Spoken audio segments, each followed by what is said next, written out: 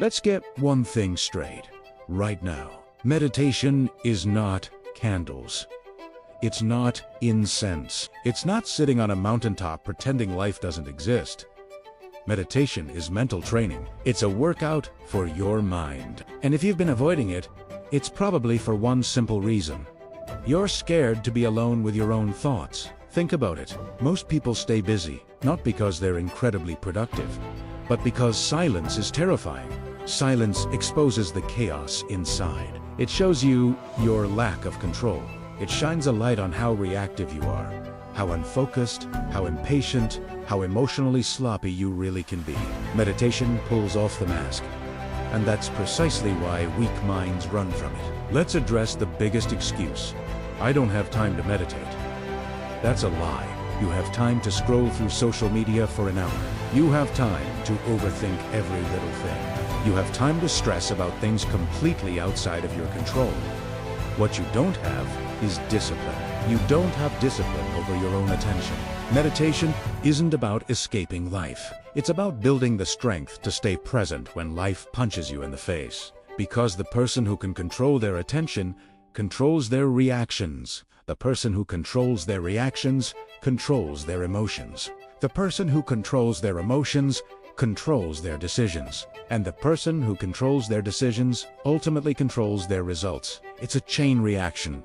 And it all starts with where you place your focus. Right now, your mind is probably running on autopilot. Thoughts just pop in without your permission. Emotions hijack your behavior.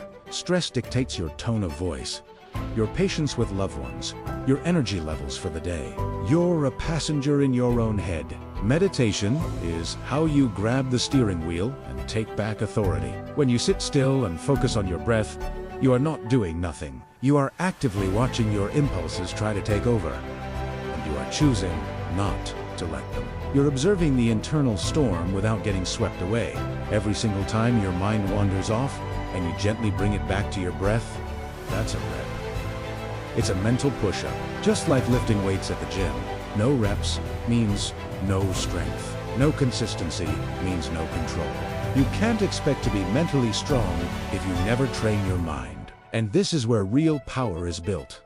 You can be physically strong but mentally fragile. You can look successful on the outside but be an emotional wreck on the inside. You can project confidence while your stomach is tied in knots with anxiety. Meditation fixes that fundamental disconnect. It builds emotional regulation so you don't fly off the handle. It builds stress tolerance so you can handle more pressure. It brings decision clarity so you see the right path forward. It develops patience so you don't make impulsive mistakes. That's not softness. That's power. In any crisis, who wins? Not the loudest person, not the angriest person, not the most reactive person. The winner is always the calm one, the person who can think clearly while everyone else is panicking. That calm doesn't happen by accident. It's trained. Stillness is where you find the truth. Most of us never slow down long enough to actually hear ourselves think. We run from silence because silence asks the hard questions. Why are you really angry? What are you actually avoiding? Why can't you focus? What is this feeling of restlessness really about? Meditation forces a level of honesty with yourself that is uncomfortable but absolutely necessary for growth. You cannot improve what you refuse to look at. Silence puts a mirror up to your soul. And while you might not like what you see at first, it's the only way to start making real changes. Now, let's be perfectly clear. Meditation without action is completely useless. The goal isn't to sit on a cushion all day, but action without clarity is just reckless. It's chaos. Meditation sharpens your execution. It cuts through the mental noise. It filters out emotional overreactions. It empowers you to respond to situations deliberately, instead of just reacting on instinct. With a trained mind, you don't hesitate as much. You don't spiral into negative thought loops. You don't lose your focus every time a notification pops up.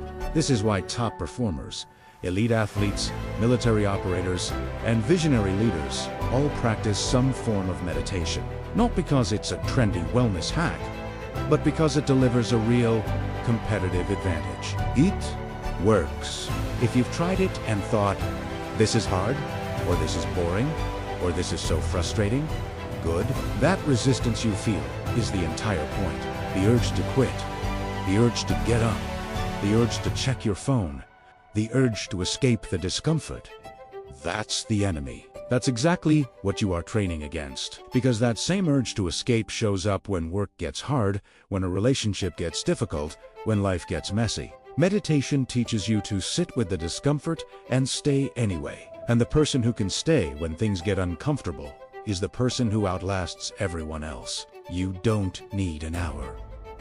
You don't need a special room with perfect silence. You don't need expensive gear. You just need 5 to 10 minutes and the will to be consistent. 5 minutes of deliberate stillness a day will beat 0 minutes of constant distraction.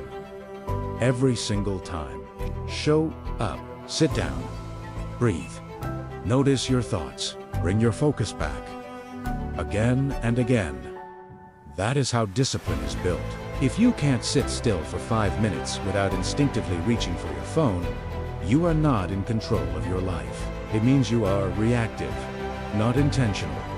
And reactive people do not win in the long term. They burn out. They panic under pressure. They overreact to small things and make huge emotional decisions that they later try to justify with logic. Meditation isn't about escaping reality. It's about training your nervous system to stop hijacking your decisions. Every successful person you admire has one thing in common.